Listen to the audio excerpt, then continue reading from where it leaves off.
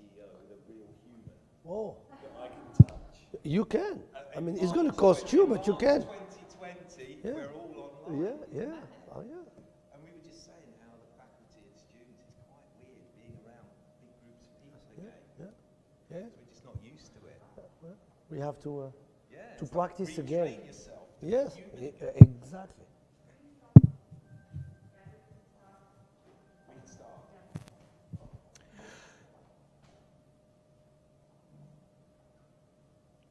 Good morning, ladies and gentlemen, and esteemed guests and YouTube viewers. Welcome to the 38th Coffee with CEO from the Incubation Centre at Amity University, Dubai.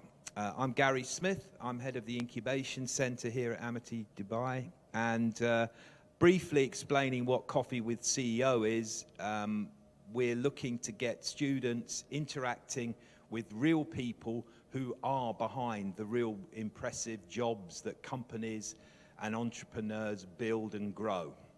So it gives me great pleasure to introduce our esteemed friend, guest and supporter, Mr. Hassan Bouadar.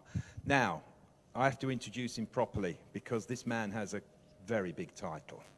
He's the Vice President of Legal, Regulatory and Human Resources at FedEx Express for Middle East, Indian subcontinent and Africa. So that's probably what, 38 countries just? 85. Just 85. Okay, so it's a fairly big job he's got on. So without further ado, I would like to welcome you to Amity and to Coffee with CEO, and more importantly, welcome you to our entrepreneurs who are very keen to meet you and ask you some questions. But before we start, would you give a brief Sure. story about yourself and how you got here? Yeah, thank you very much, Gary. It's a pleasure for me to be here. And yeah, maybe before we start, I just wanted to say congratulations on the 30 under 30. Yes, for you students. I mean, it's a big deal having them on Fortune and recognized cover page. So, and it's also because of the infrastructure, the education, and the support that they are getting from institutes like this one. So I was very happy to see it and to hear it, and I wanted to congratulate you face to face. So I am Hassan Bouadar. I have a long title, but I'm a short guy. So I'm the Vice President of FedEx Express for Legal, Regulatory, and Human Resources. I've been with the company for 16 years. I was born and raised in France a while back, and I started with FedEx in 2005 in Paris as an intern in their legal department. And I did internship for 6 months. After my internship, I got a fixed-term contract for 1 year. At that time, I was responsible for France only, looking at contracts, advising on some regulation, aviation law, and etc. And then, from 12 months contract to a 16 months contract, then I became a permanent employee. And I got a few promotions along the way. I traveled around the world. I moved to Dubai in 2010 to be responsible to open the legal department for Middle East and Africa. In 2013, I became managing director for the region. So that was Middle East and India. And in 2017, I became vice president for the region for legal and regulatory. In 2018, I took charge of human resources. So I've done a lot for the company in terms of jobs, in terms of countries, in terms of responsibilities. But I am here today not necessarily to talk about legal or HR. It's about, for you guys as entrepreneurs or as students, what can I do, what can I say, and what can you learn from my experience having moved through the ranks or grow in a big multinational like FedEx. FedEx in numbers and, sorry, no, that's because the coffee is not there yet maybe. But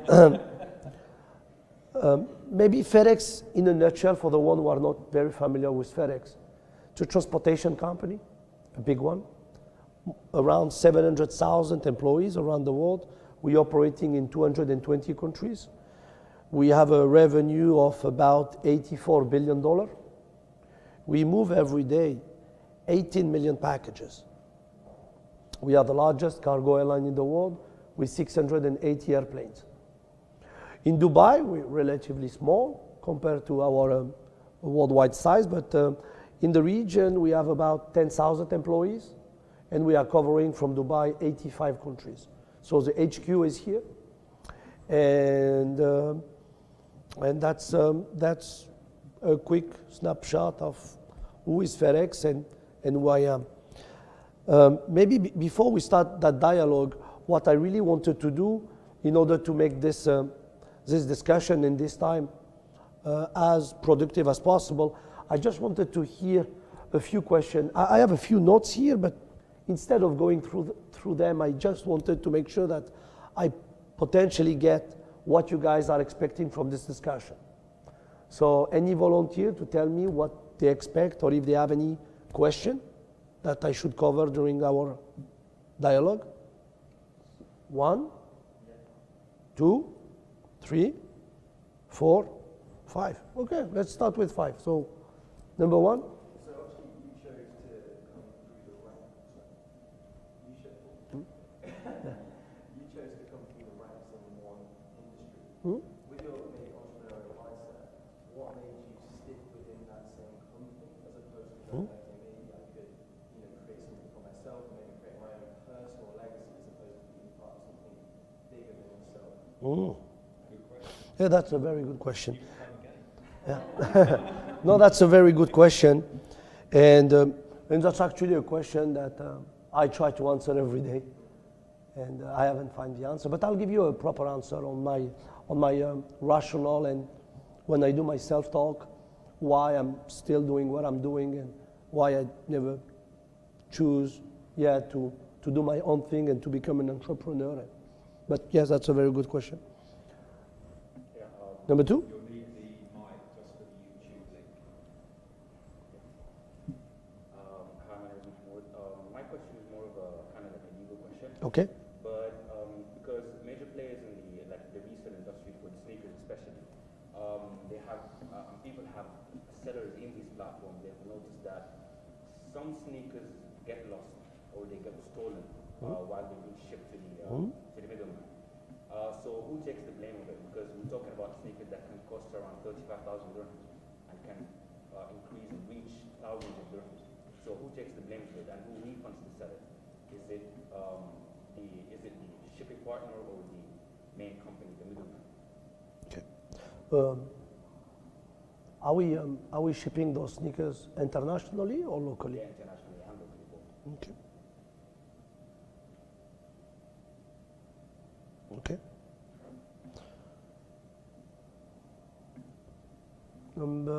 I think you were number 3. Yeah.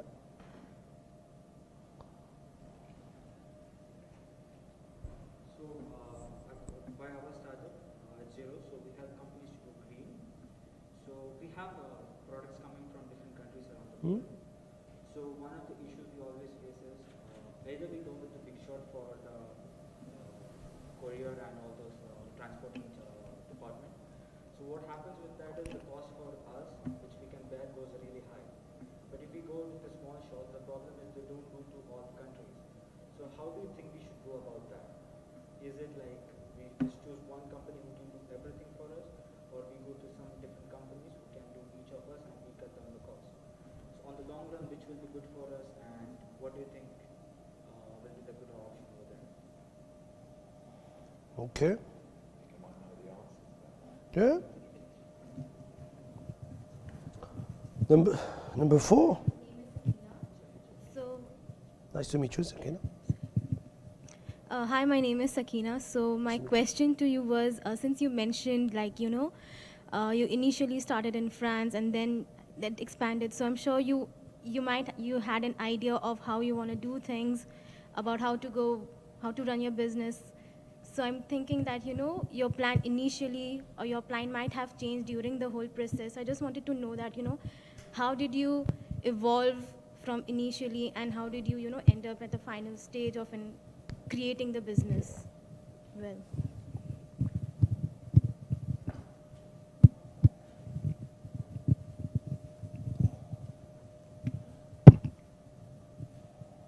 Okay. So hi, my name is Daifa. So our startup is trying to be sustainable. So how does FedEx try to be sustainable, reducing the carbon footprint, but at the same time giving the best service?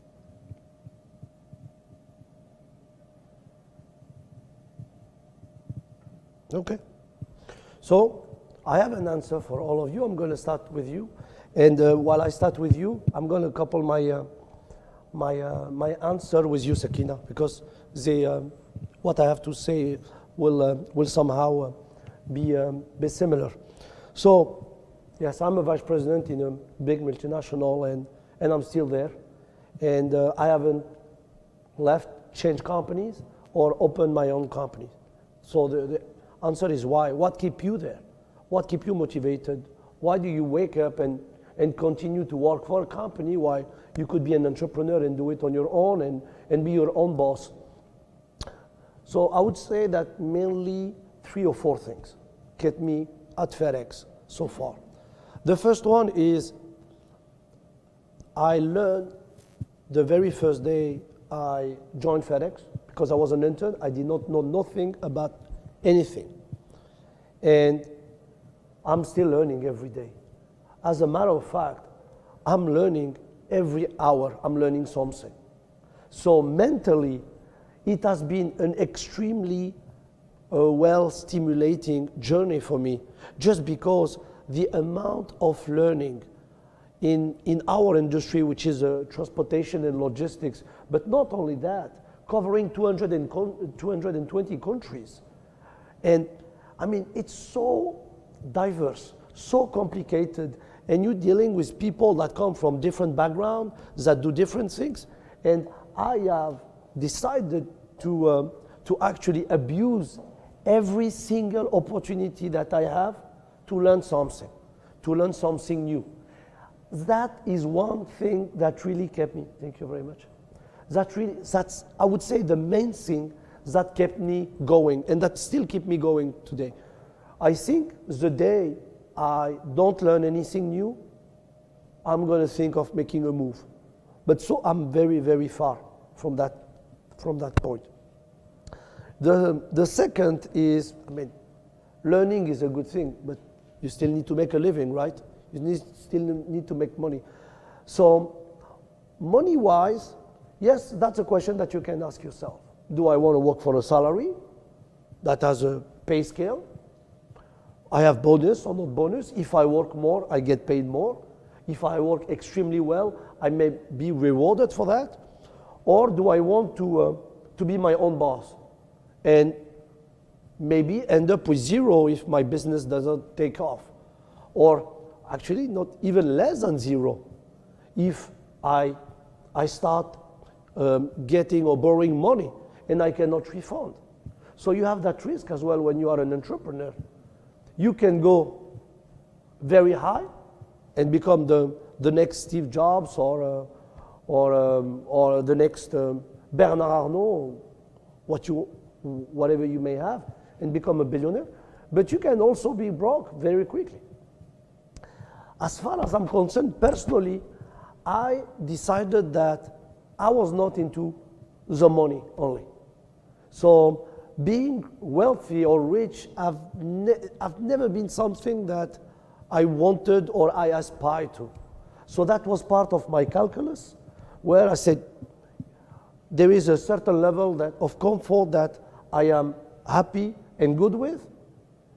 And what is more important for me is learning every day, is being useful to the society or to the company, more than the money. Okay?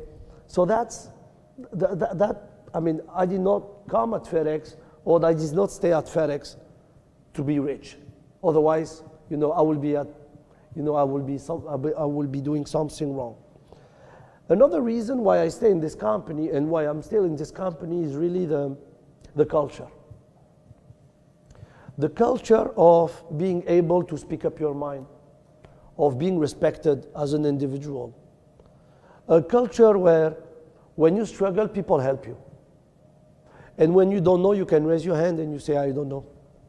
So that culture, almost like family, It's difficult to say family when you are a public listed company, and when you have 700,000 family members, it's no longer a family, it's big to be a family. But you have that spirit and that culture where you feel included, you feel you belong. And the learning plus the belonging really is what kept me away from trying to do my own thing, or from trying to move to another company where the grass may be greener. Now, I hope I answer your question. Sorry? So the answer is no. But maybe at the end, if we still have time. But now, moving to you, Sakina, how did I evolve from being an intern to a vice president? I want to say that I evolved and I haven't. I haven't because I'm the same person. As you can tell today, I came with myself and I. I am the same person who started in that company 16 years ago. And being myself, meaning that I haven't evolved as an individual. However, as a professional, as a manager, yes, I have been adapting and changing my entire career.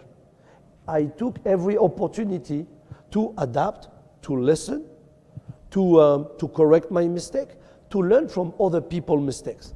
But yes, I had a plan.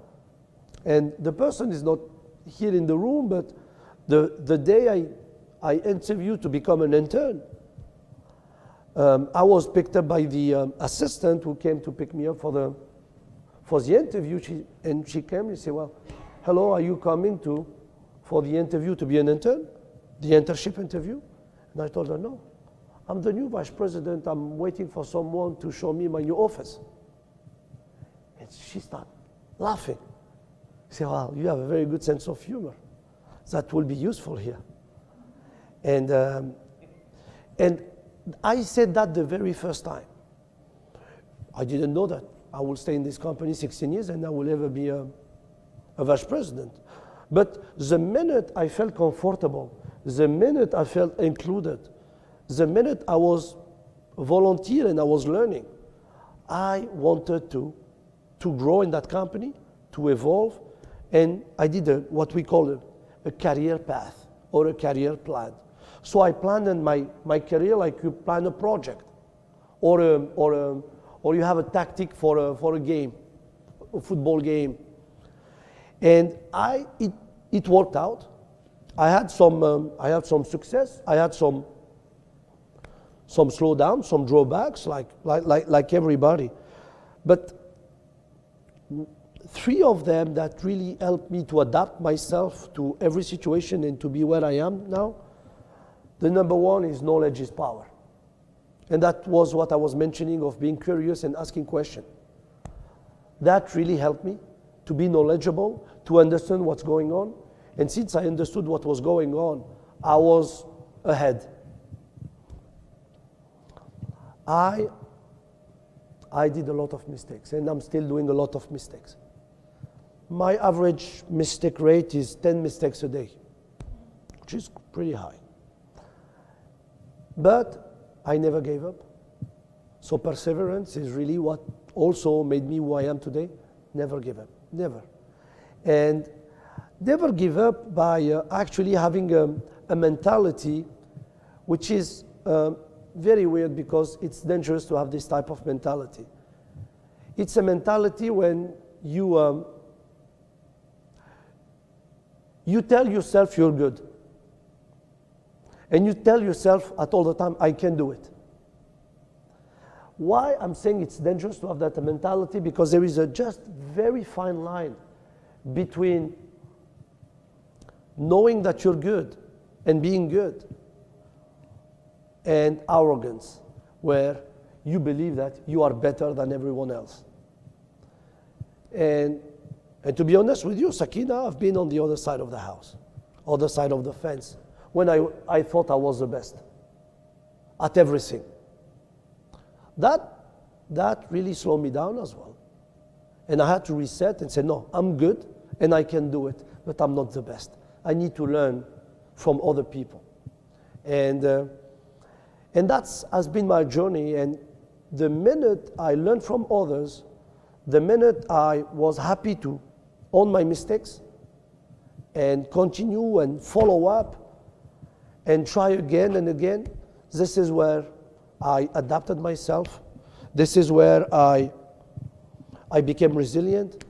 And this is where I had opportunities to grow and to move from France to Dubai, then back to Europe, then spend a year in India, then work on fantastic projects and really learn from the best. So I hope I addressed your question. Yes, yes, sir, definitely. And then I'm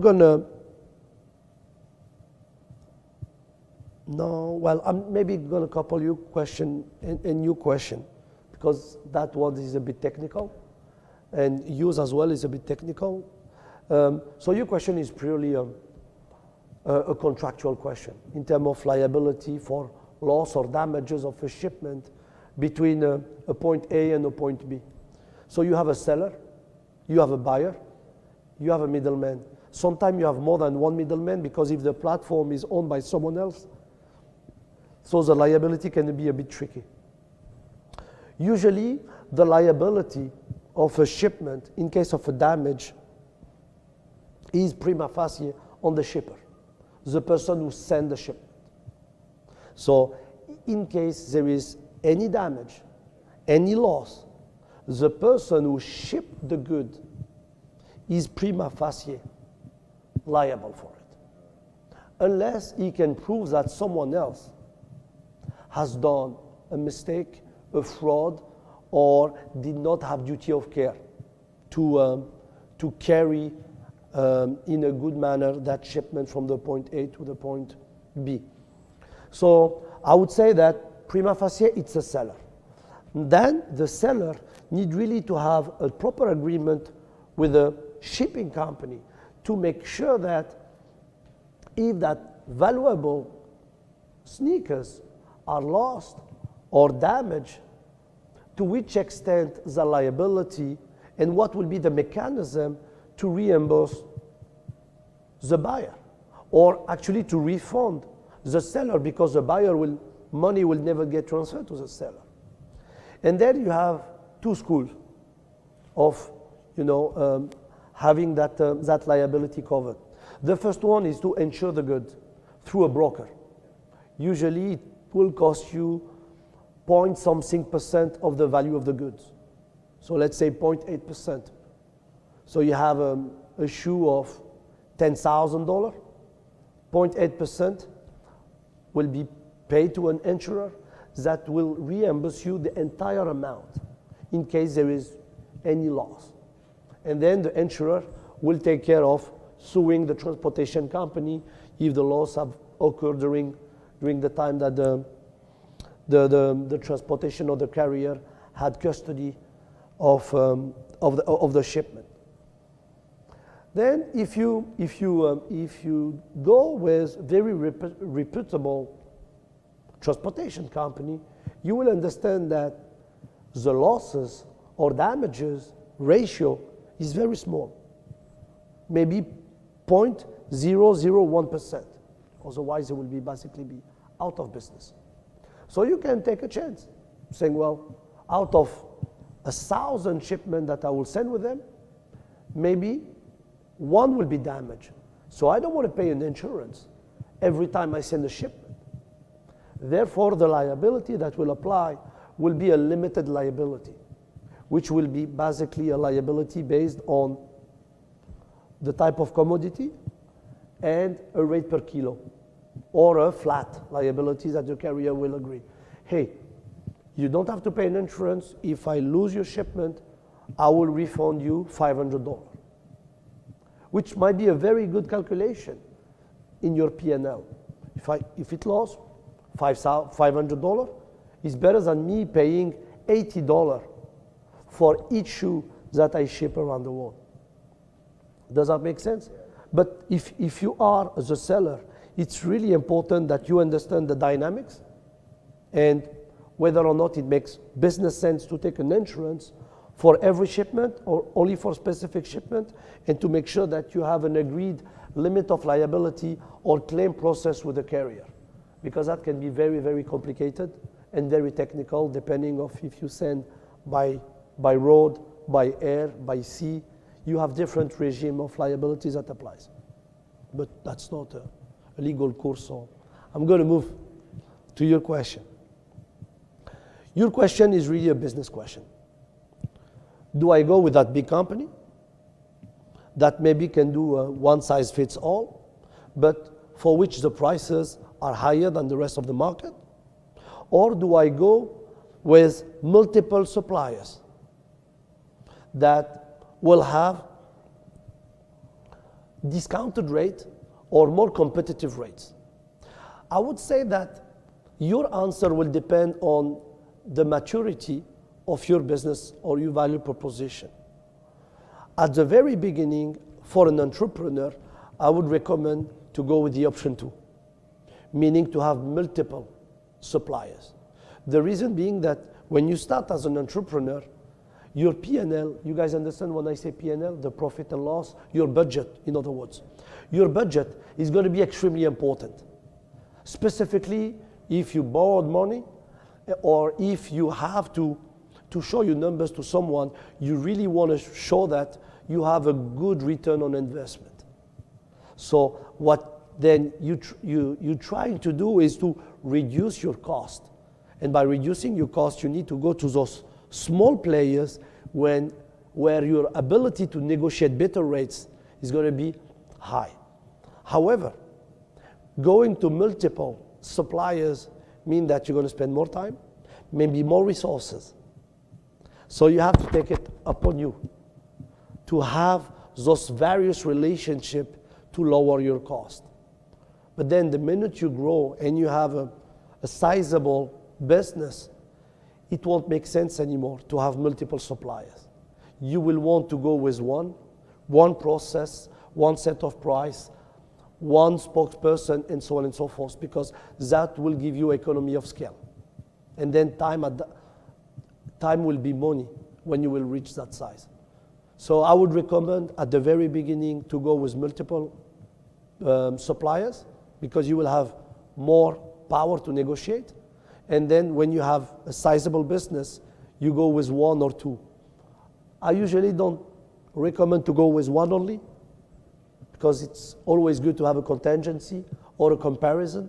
If you go with one only, you put all your eggs in one basket. And according to Warren Buffett, that's not a very, very wise move. And Warren Buffett is a very well-known businessman, philanthropist. He's also a billionaire. So he knows a few things about setting up businesses. And your last question, what FedEx is doing about sustainability? But not only sustainability, your question was even more tricky than this. Not only being sustainable, but continuing to provide the best service.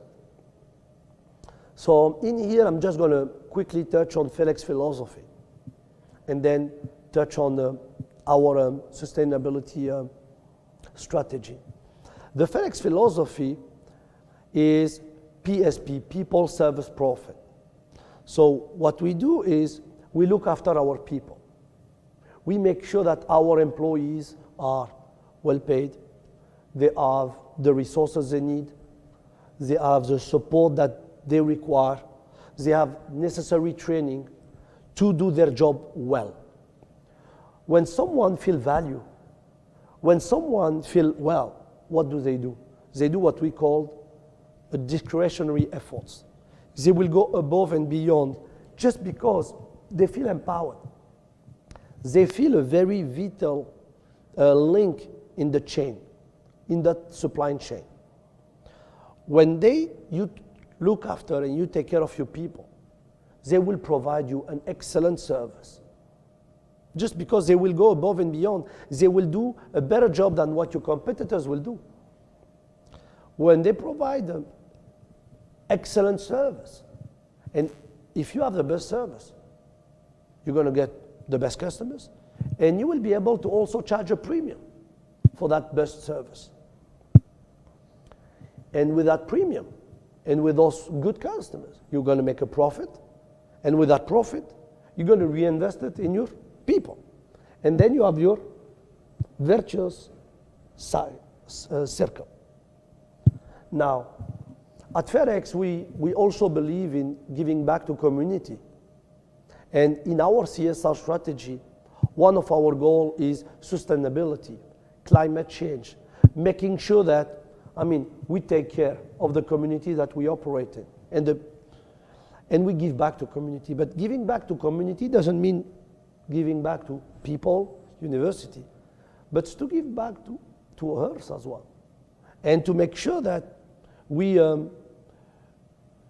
as a company reduce our CO2 emission, and to become carbon neutral and have more electric vehicles, use recycled paper, and make sure that our economy, our business is taking care of the society as a whole. Because this is going to be sustainable. Oil is not going to be here forever.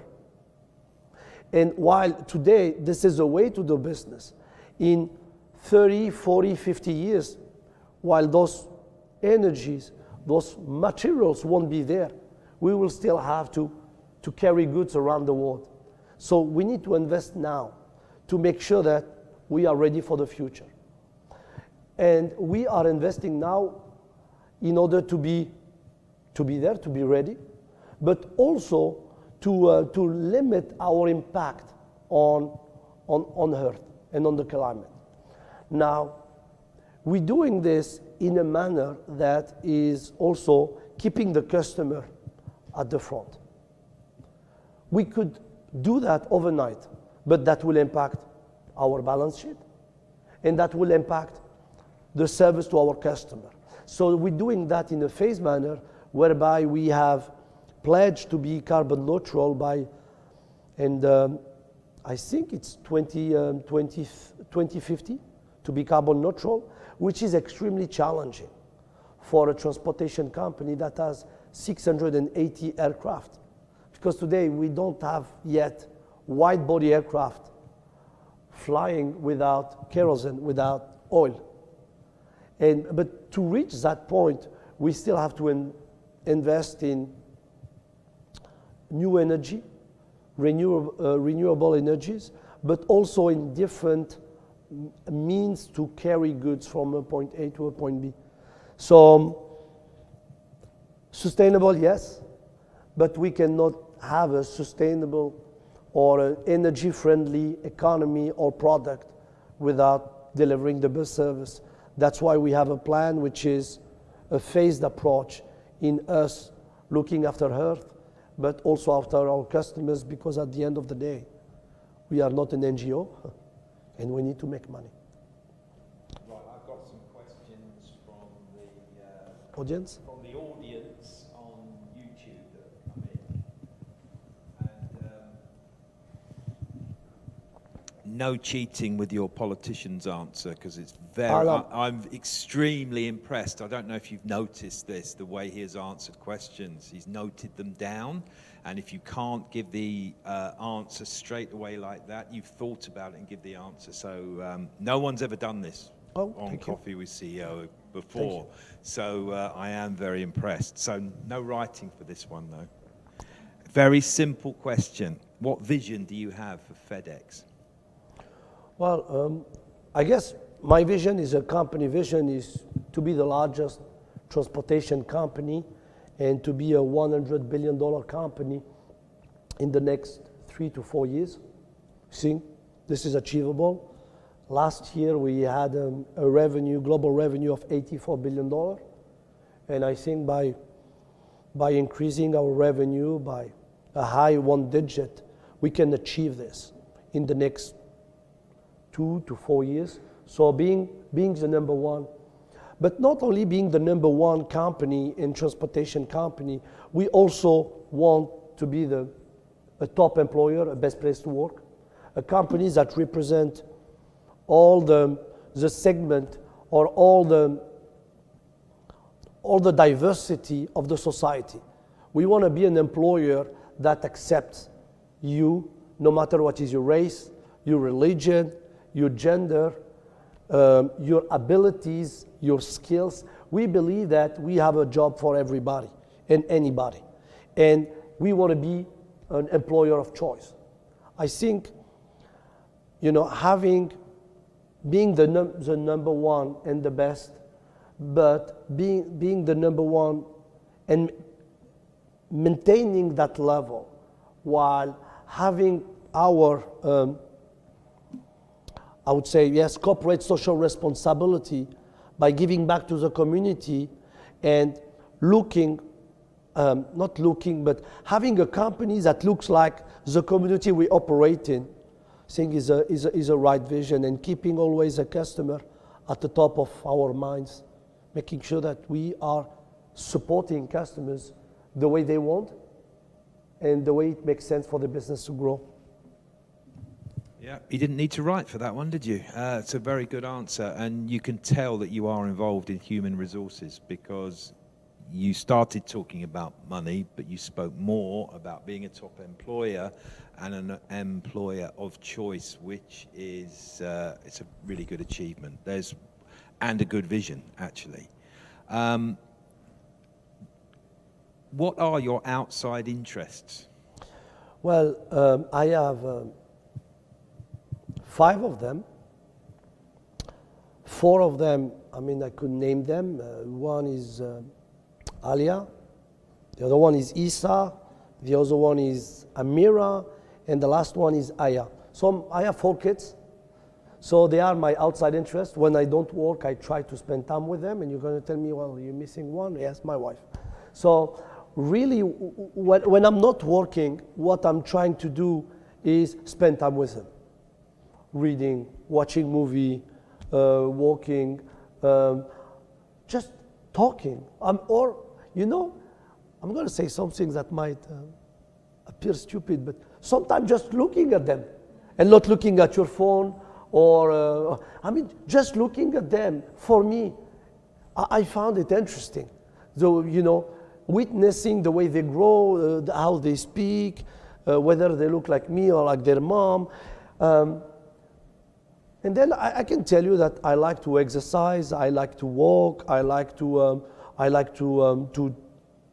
watch things, etc. Yes, but really I don't have enough time to do extra work activities, but to look after my kids and to spend time with my wife. So that's what I would say are my extra activities.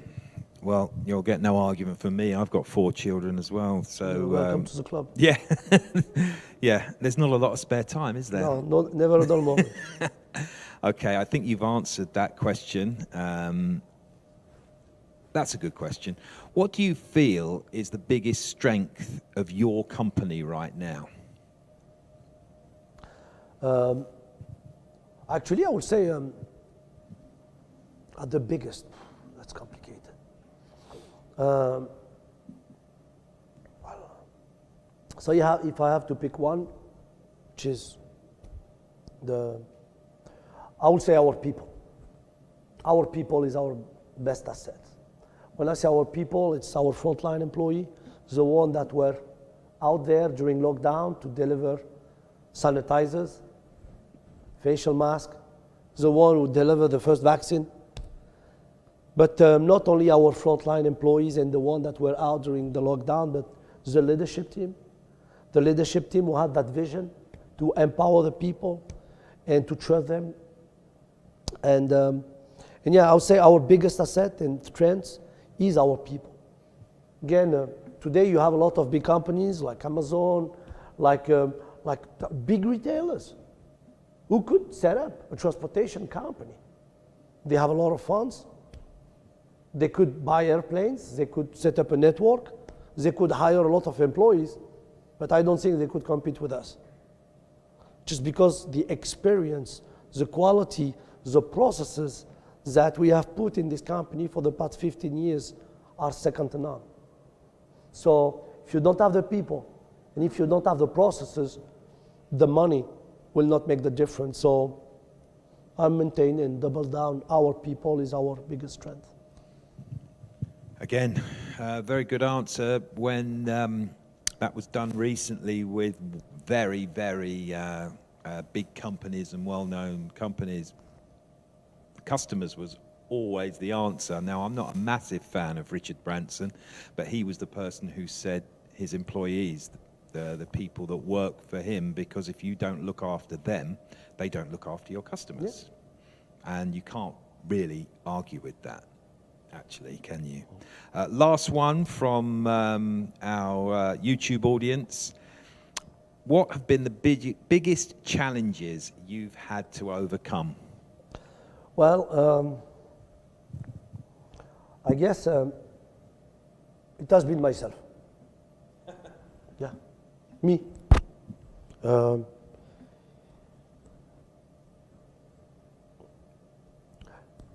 It has been myself because what slowed me down in my career at times, and still slowing me down from time to time, is when I've tried to compare myself with someone else. Some people that were more successful than me. But not actually admiring them or being inspired by them, but being in that mindset of why him, why her, it's unfair, or I am better. So the minute I compare myself with others, I think that what really pulled me down and really impacted my ability to be creative, to be innovative, to be resilient, to be confident, just because I was focused of trying to be someone else. And you cannot be someone else. You are who you are, okay? And let me tell you something that Albert Einstein taught us, all of us, is everyone is a genius here. Everyone, even you and us. We are geniuses. Don't go that. No, yes, I'm telling you. You are a genius. You are a genius, but if you try, I mean, everyone is a genius, but if you assess or a fish of his ability to climb a tree, he will live his entire life believing that he's stupid. And the lesson learned here is that you have it in you.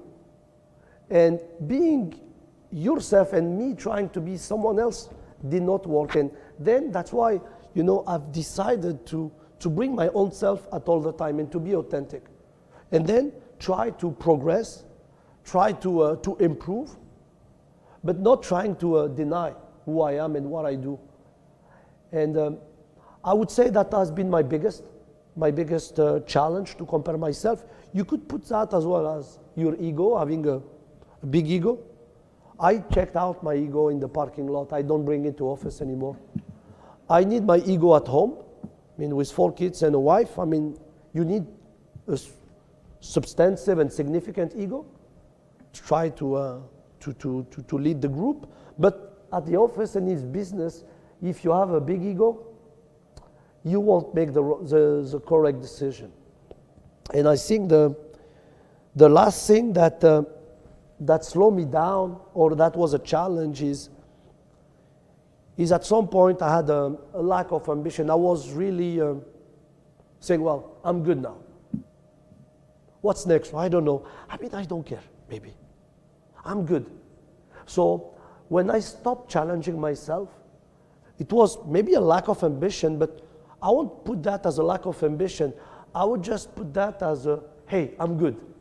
You know what? Now I'm going to put the cruise control and enjoy it.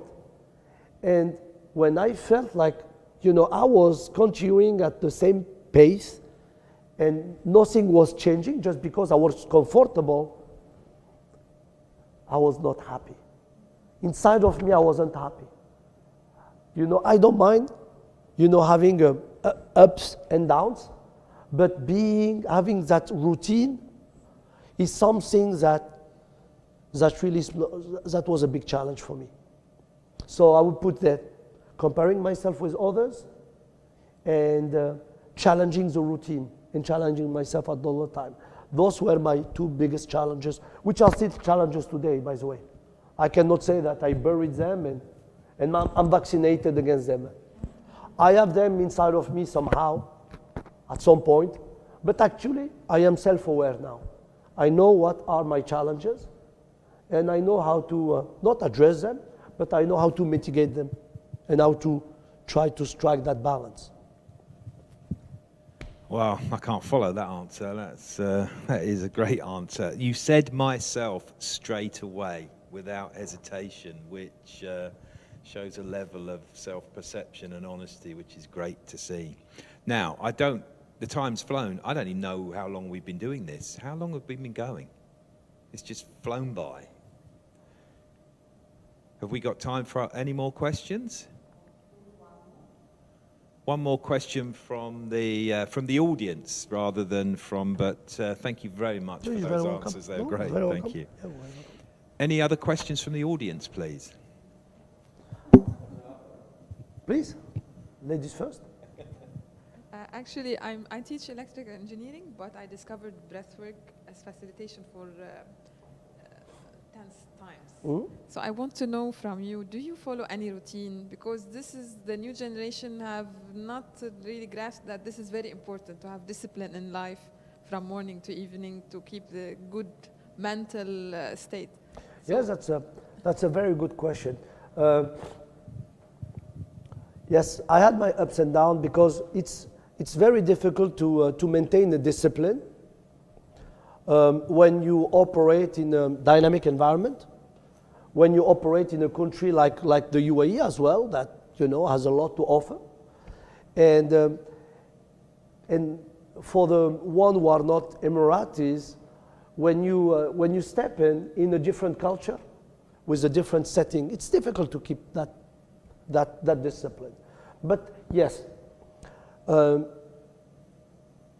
I've tried to be a better person when it comes to work-life balance. And at the beginning of my career, I was putting a lot into work, like 16 a day and not a week, 16, 18 hours a day, every day. But that's not sustainable. It is sustainable when you are 20, 22 years old, 23, 24. But then your body needs sleep. Your body needs rest. But then you feel like, hey, just a coffee, I'm fine. I just need 2-3 hours of sleep. Ask Gary now if he can operate without 9 hours sleep. No, I mean, then I started to make some, let's say, physical discipline, impose physical discipline. So I need that much time of sleep. And if for whatever reason I cannot get them straight, I need what they call power naps. But my body still needs to rest. So that discipline I had to impose to myself because it wasn't sustainable. Then there is 3 other disciplines that I'd like to talk to you about. And I am what we call the millennial. I was born in 1982. So that gave me the ability to talk to the old school, but also to the new school, because I feel like I'm in between. And the 3 other discipline which is difficult, is food. Food. Now, with this, you can order any food at any time. You can have a Burger King at 3 a.m. or you can get Chinese noodles at 10 o'clock right after your coffee. That's not good. And you need to make sure that you have enough protein, enough carbs, enough fat in your daily meals, because it also impacts your mental health, it impacts your physical motricity, and so on and so forth. So food is really important, healthy food. I mean, you can have your cheat days, cheat weeks if you feel like it, but it's important to eat healthy. 2 is this. We need to stop it. You need to stop those Instagram, TikTok, and Snapchat. I mean, there is more in the world than this, okay? You're not gonna have a heart attack if there is no Wi-Fi. It's cool, Okay? It's really cool. Sounding like me. Yeah, exactly. But you need to understand that you don't need this. And this does not need you. You need to have your own discipline, your own screen time. And you need to put that down. And not to feel like, well, no, I need to. How many views? How many views? No. Did he post that? Really? Or, taking picture of your own food? Come on. Just enjoy your food. Okay? That I think this is a discipline that we really need. All of us now, we need to have. And the last one is, I would say, a work-life balance. What do I mean by this? I mean, is you have a family, spend more time with your family. You don't have family, I mean, you can get a cat or a dog or a fish or exercise, but you need to do something which is different than your work. And you need to spend enough time doing that thing. That really will give you that other balance that you need to operate or to function. And that I really had to do, and to spend more time with my kids and to do other things than work. I mean, I'm good at my work and I love it. I'm passionate about my work. But there is more than this in life. So my advice in terms of having that discipline is find something that you like and that you're really good at, and do that enough time every week to balance from your work, because you will need that mental exit. You need to let things go and to have fun, because when you take yourself too seriously, it's not good. It's not sustainable. So do not take yourself too seriously. By the way, no one does. So don't do it to yourself. Okay? Just do your work seriously. And please have fun. And you know how I have fun? Now, for me, going to bed early is having fun. I swear. I go to my bed, I start a discussion with my pillow, because I always win those arguments, and never with my wife. No, with my pillow, I win those arguments. So when I go to bed early, I feel like an achievement. It's 9:45. I'm in the bed. And airplane mode. I put my phone on airplane mode. And then I just look at the ceiling. And then I say, I am in bed before 10. I'm going to sleep at least 7 or 8 hours. And I'm trying to get enjoyment and fun out of it. So I hope that you guys get a few nuggets from what I said.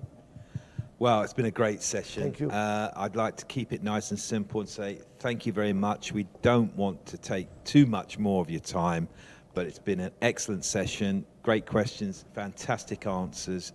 Thank you, Hassan. Thank you. Thank you all. Thank you. Thank you.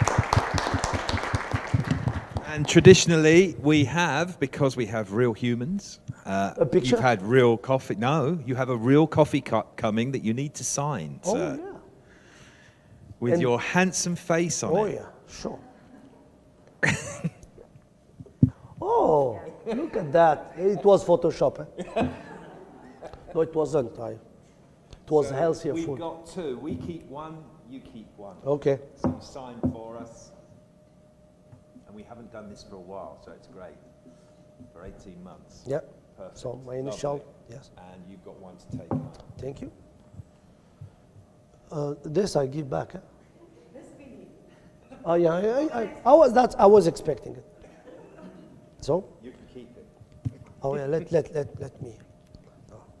Then I just put the heart for love as well. I mean, yeah, that's one. Thank you. Thank you very much. Thank you. Thank you. All Thank the you. best. Thank you Thank very you. much. Thanks for coming, everyone. It's been a great session. Hope you've enjoyed it. Thank you.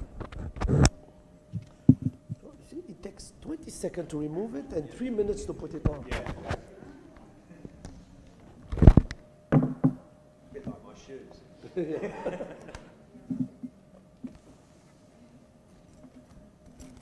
So what have you got planned now? Are you going straight out or are you meeting anybody else from the team? No, no, I'm going straight out. I think. Yes, I did. Check.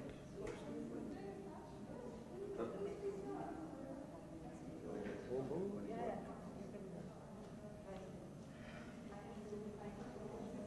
No, my next one is at 1 o'clock. I have India HR management quarterly meeting. Then I have a podcast actually this afternoon. Look, I have a podcast this afternoon.